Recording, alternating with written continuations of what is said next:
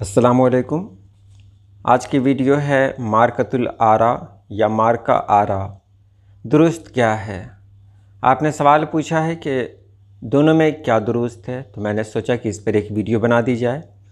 और ये वीडियो बहुत ही ख़ास है क्योंकि इस वीडियो में मैं हवाला दे रहा हूँ रशीद हसन ख़ान की किताब इंशा और तलफ़्फ़ुज़ के सफ़ा नंबर 45 का। तो चलिए हम वीडियो शुरू करते हैं। किसी मज़मून या किताब वग़ैरह की तारीफ़ में ये लिखना कि ये मार्कतुल आरा मज़मून या किताब है, या मसलन किसी गज़ल की तारीफ़ में ये कहना कि बड़ी मार्कतुल आरा गज़ल कही है, ये दुरुस्त नहीं।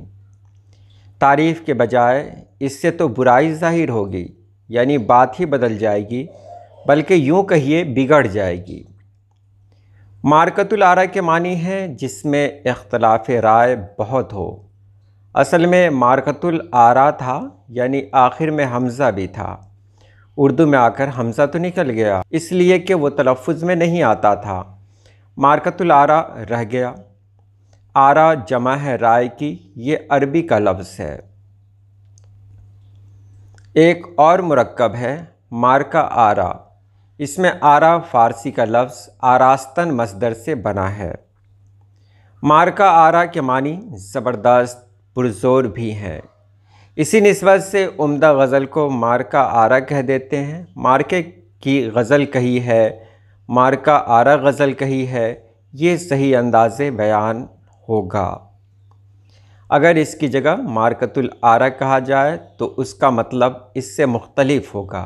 ये हवाला है इंशा और तलफ़्फ़ुज़ किताब का, जिसके लिखने वाले हैं रशीद हसन ख़ान। सफ़ा नंबर है 45।